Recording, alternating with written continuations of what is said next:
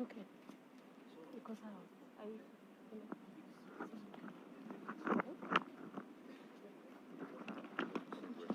before kuje. Huyu cameraman amesema tuiweke.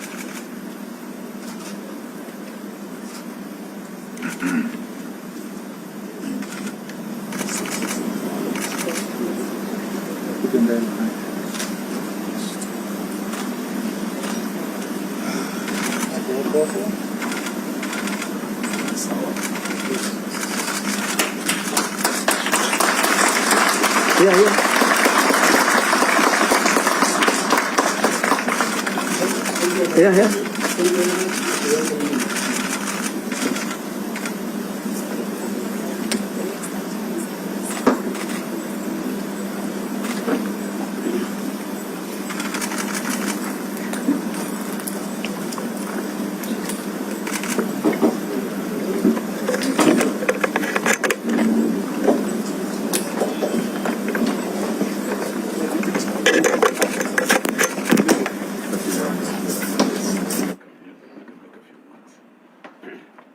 Ladies and gentlemen of the press, good afternoon. I think it's afternoon. May we start by, first of all, apologizing for keeping you here for longer than we expected. But it is because we were taking my brother, CS Aden Duale, through briefings as he takes over this ministry. And I want to start by congratulating him. First of all, on his nomination, successful vetting by Parliament, and on his appointment as the 11th Minister for Defense since our independence.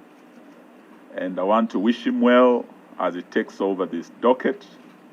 And I also want to thank the CDF, the Vice CDF, and all the KDF leadership for working with me for over 1 year that I've been at this ministry.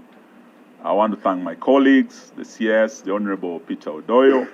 I want to thank the PS Ibrahim and the civilian team that we've worked with at the Ministry of Defense for over a year now. I wish them well as they get a new leader. And I'm very happy that the Honorable Duale is not new to me. We worked together in the 10th Parliament. We were both parliamentarians, and he's a good friend and colleague.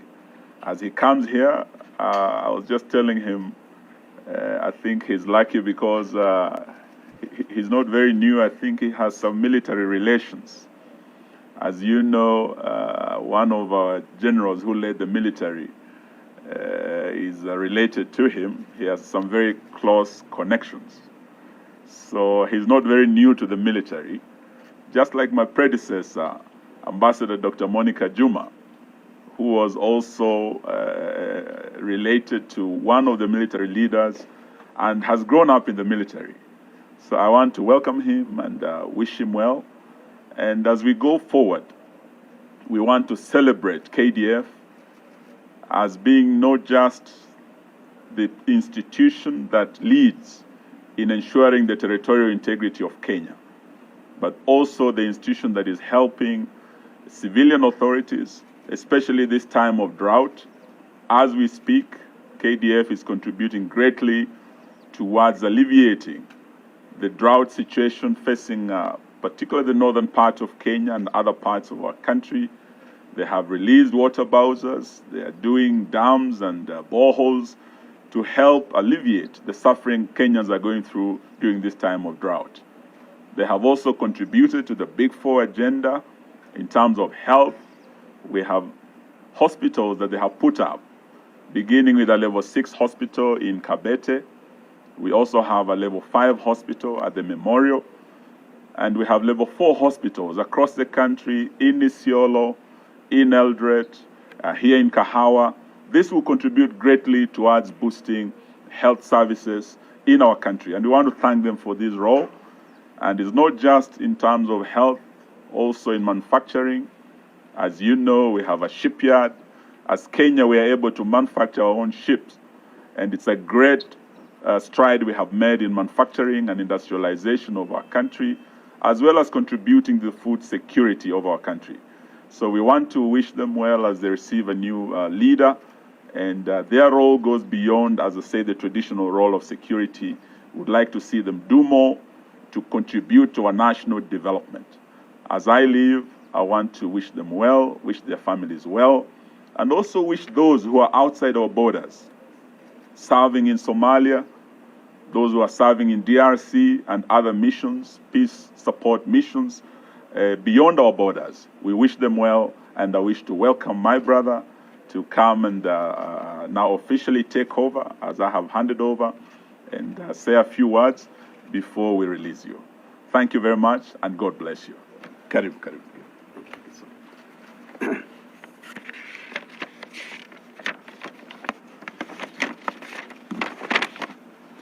Thank you, CS Wamalwa, for graciously welcoming me and the rest of the team to the Defense Headquarters.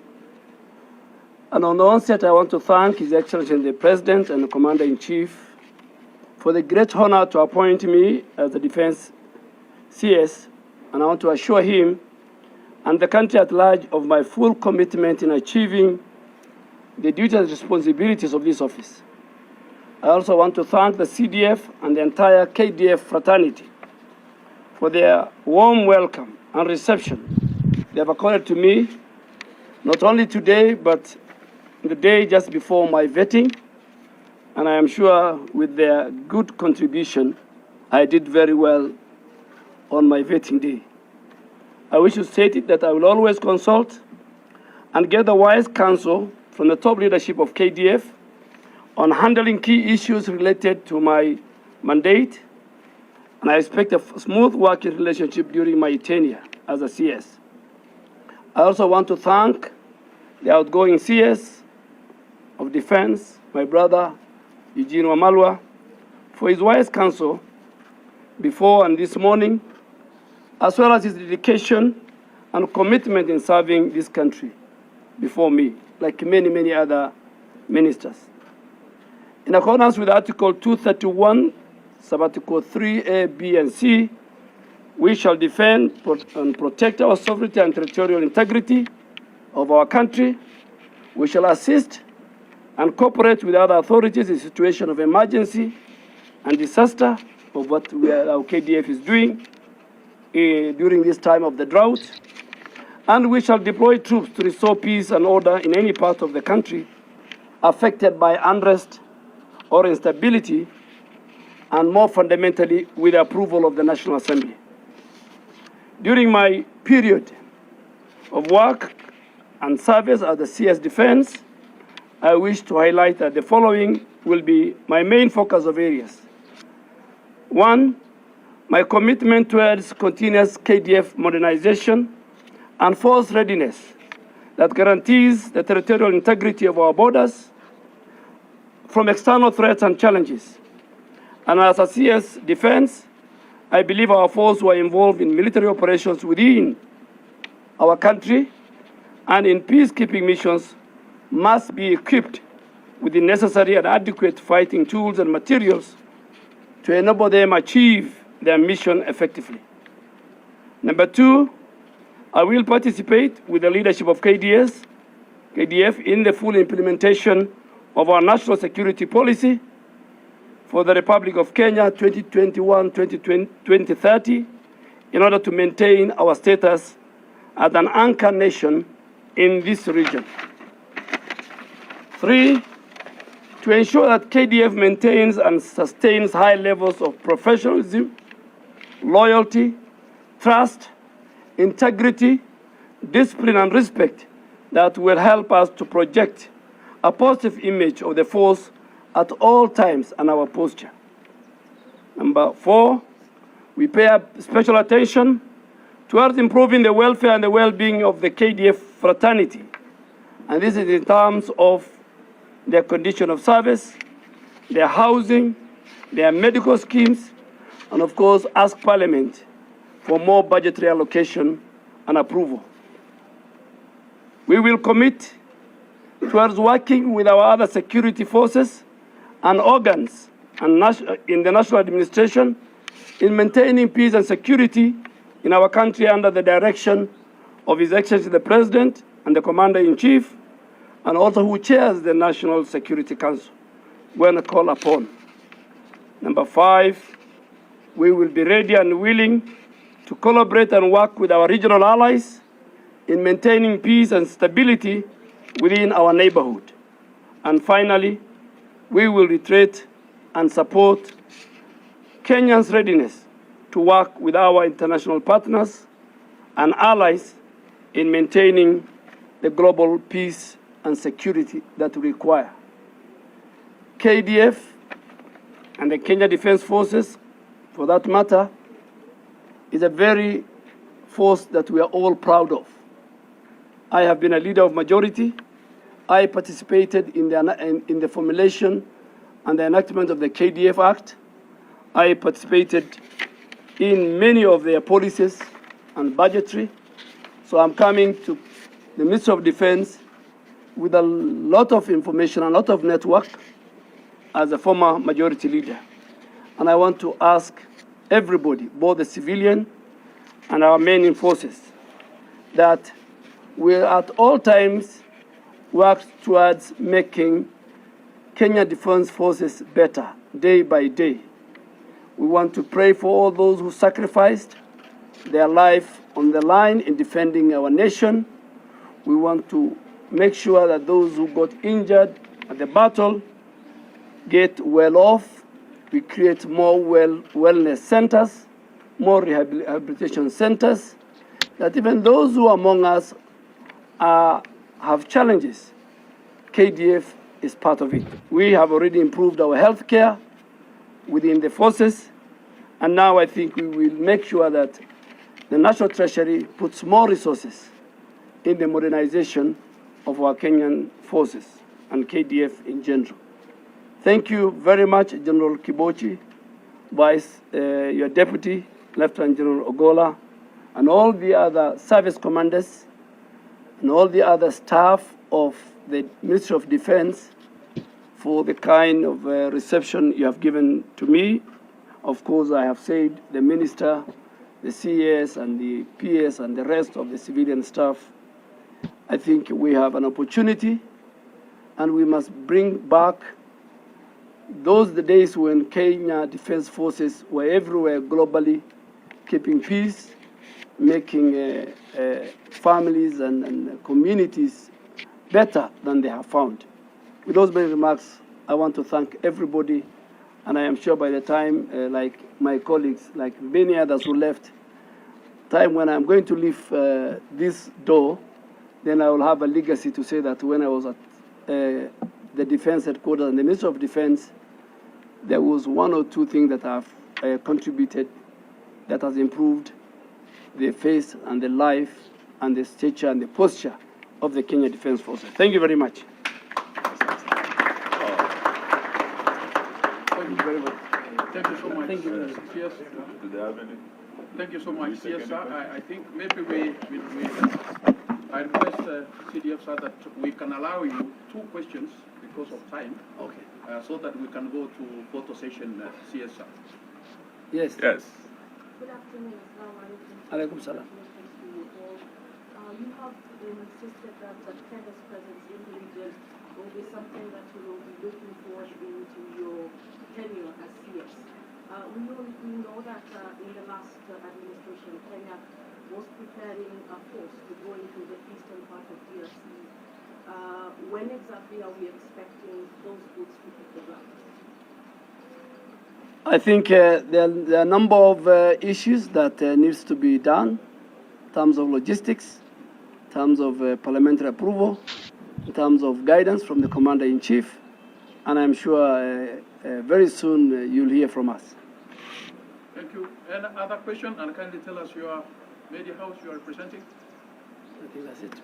Oh, that's it? I think that's it. Thank you so much. Asante-san. Thank you very much. Thank you. Thank you. Yes, sir. It is now time for photo session. I request Major Eugine to conduct with us. Incoming CS and outgoing CS.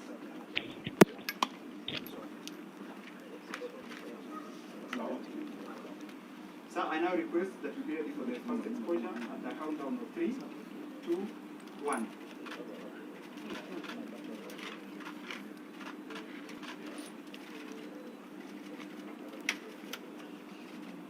Sir, for the second exposure, I now request the CDF to join. Sir, please.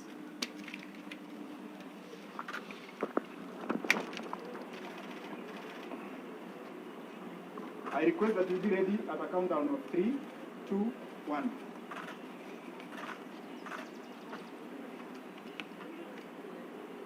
Sir, for the third exposure, I now request the VCDF, the PS, and the CAS to join, please.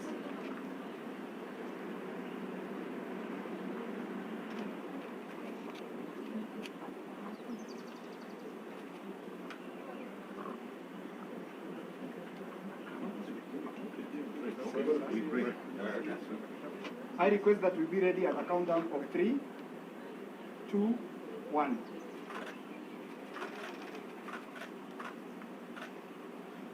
Sir, for the fourth exposure, I now request the service commanders to join. Sir, please.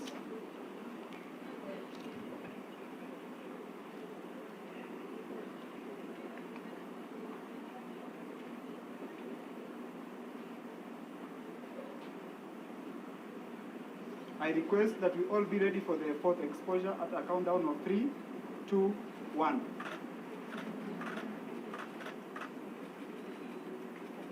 Sir, for the fifth exposure, I now request all general officers present to join, please. Sir, please.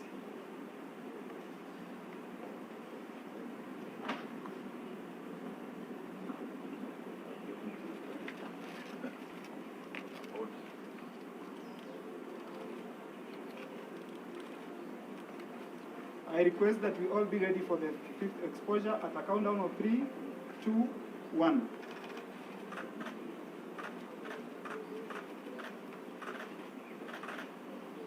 Sir, for the last exposure, which is the sixth exposure, I now request all directors of the ministry present to join.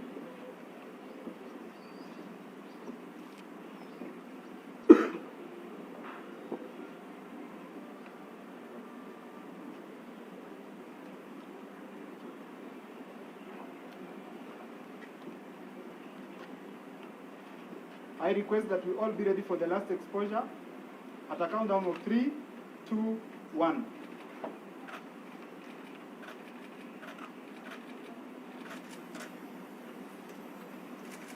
Sir, that marks the end of our photo.